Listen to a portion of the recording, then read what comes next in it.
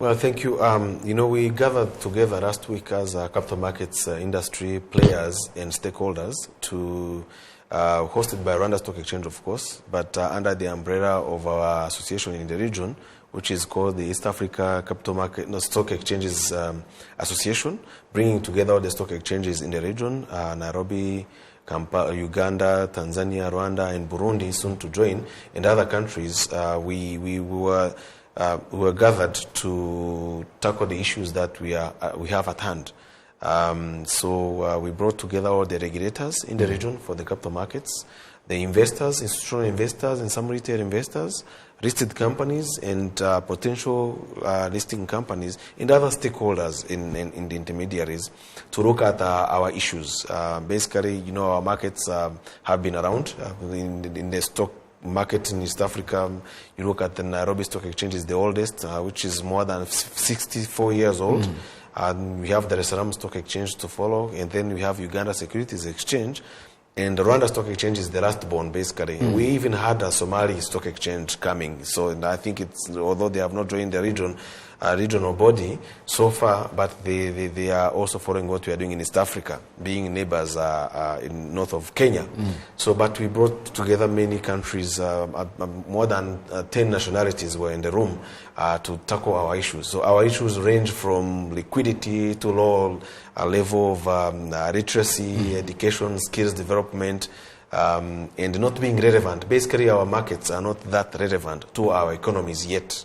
Yet we know conventional wisdom has it, these advanced economies which have been able to advance so much in the Western world, even in Africa and in many other places, you have to have a sound and deep capital markets industry. So ours has not followed suit. You can see, the East Africa region has been growing fastest in the whole continent, if not the entire world. Rwanda being the leader in all those in East Africa in terms of GDP growth.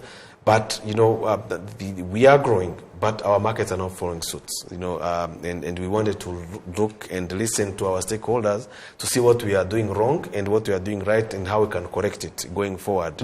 So basically, that was the aim of the market, or that gathering. So what we've done, we looked at the issues of liquidity, technology, education for the small and medium enterprises and big companies, and also one more important aspect of the meeting was to look at our own institutional investors, our own domestic investors who are not participating enough in developing the markets. Yet we know that also in other developed world where you don't have enough retail investors, institutional investors normally drive markets, because those are the people with the deep pockets who are supposed to be supporting the businesses which are coming to the markets. So you find that many of our countries, we turn to the West to look for money with the multilateral organizations. We go to China to look for money to build our roads. Yet it's possible to build our roads with our own money as a region, because a region of 174 million people, that's a huge number, without counting Congo, which is planning to join. Apparently they are looking at that, Somalia and Ethiopia and all these people. So we have the numbers, we have the young population, and we have young and aspiring companies. So how would you address this going forward? What are we doing wrong so that we can advance our agenda?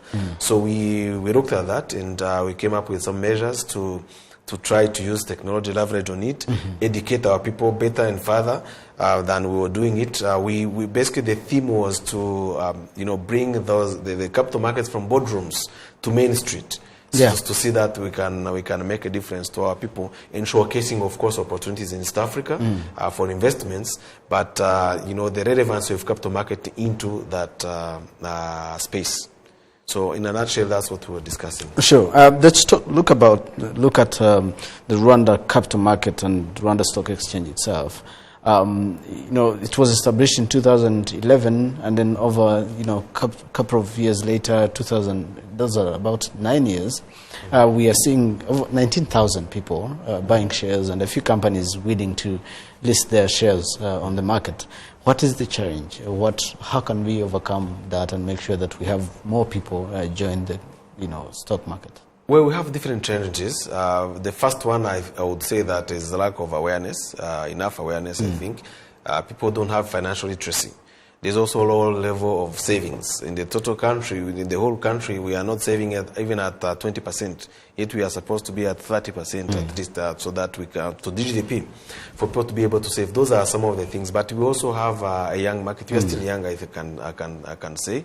But the companies also are not willing to necessarily come. The disclosures are a bit stringent sometimes, but they are necessary, because for you to access public funds, remember, when you come to the market, you are using public funds. It's not your money. So you have to come up with the three things: good governance, accountability, and profitability. All those people have good ideas. Those who have companies, family-owned businesses, they don't want to open their books sometimes, and they don't want to disclose or to share, in the profits with other people. They will prefer rather to go to the bank, which is more expensive for their business, rather than going for a bond, for example, or going for an equity stake in their company. So it's all those things, if you put them together. Also the cost, sometimes you mentioned, but it's a combination of all those. However, we know that there are things that we can do to help the businesses to access the long-term capital. First of all, it's cheaper to raise your capital through the markets, because you are getting it from the real owners of the funds. And then it's possible. The first thing was to put in place a legal framework and the environment, soft infrastructure, which we have done quite well. And then the second one was hard infrastructure, technology. It has also been done. So we are only remaining with a few things here and there, but we are also trying to leverage on technology and the resources available. And today's consumer for capital markets products is someone who's using also technology in some way. But also, today's consumer for capital markets products is the business person who wants money to grow their business. So, but there is one common denominator I was talking about. That governance structure and accountability matters that we have to put all together. So it's been a challenge, but we are seeing progress.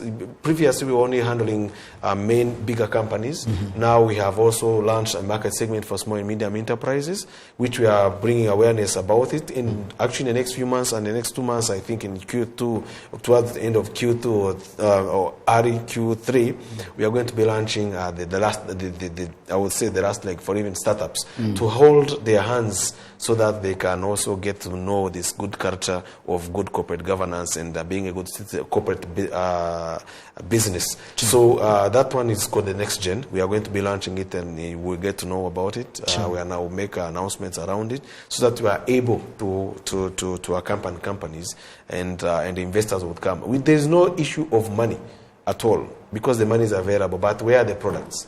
Okay, where the savers are there, the money is there, but to match the two has been the challenge, to get credible, bankable projects to come to the market, and we are still struggling with that.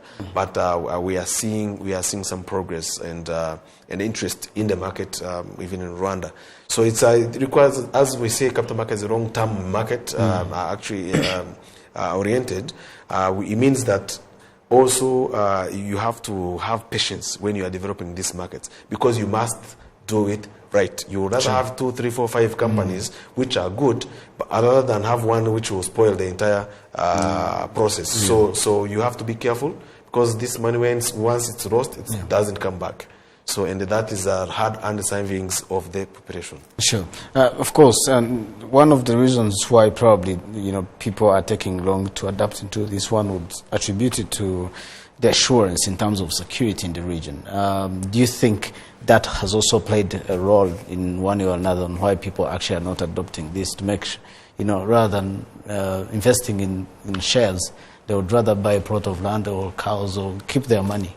Actually, that has come out. I think it was even misunderstood that during this week there are so articles across the whole country. Sure. IGA.com and New Times, and people who misunderstood what we were talking about. So capital market instruments, it's an asset class. You can buy equity in a private company the same way you own your own restaurant, or you can buy equity in a public company like Bank of Kigali. So, or you can buy bonds to lend to government when they are issuing bonds, or some corporate companies which issue corporate bonds. So those are instruments that people can invest their money also into. So what we are saying here is that it's just an asset class. like any others. So people are used to having physical assets like a house, a cow, or land. These are good instruments to invest in, but they are not necessarily the only instruments you should be putting your money into. So if you really want to succeed in saving for your future, you should be a well-diversified individual. So all that, of course, requires knowledge. It requires the level of sophistication, but sophistication should not come to you as an investor. It should really be coming to your professional who advises you. So people should try to approach us, to approach advisors who are doing that on a daily basis, the same way they approach a lawyer when they have a trial. The same way you approach a doctor. Even if you know how to treat your illness, it's better always to go to a doctor. So same goes to understand that this culture of Rwandese and to adopt the culture of using professionals to get proper advice. So it should be understood very well that we are talking about different asset classes. People invest in currency. Now we are talking even about cryptocurrency and all those things people are talking about nowadays. But shares and bonds, they are just asset classes like any other. They're the same way you buy land and the others. So I think, in a nutshell, we need to really look into more public education, take into the streets so that people can understand how you save and for the longer term, we're using the small available resources we have instead of spending what we earn. We should save before we spend, but most of the time we spend before we save, so or invest in these instruments. So that's what it is. Sure. Do you think the capital market can actually deliver East Africa from foreign aid dependency? I'll give you a very simple example. East Africa today is comprised, including Sudan, South Sudan. I'm not talking about Congo and the other guys who are aspiring to come. So it's a community with 174 million people around there. 174 million people. If one person was able to save $100, okay, whatever incentive or whatever channel they use it to do, that's $14 billion.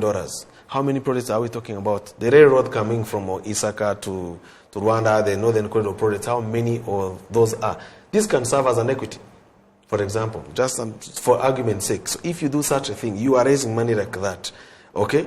Those projects, they can match the people. We have the people with a little bit of channels that they can use that money to go through.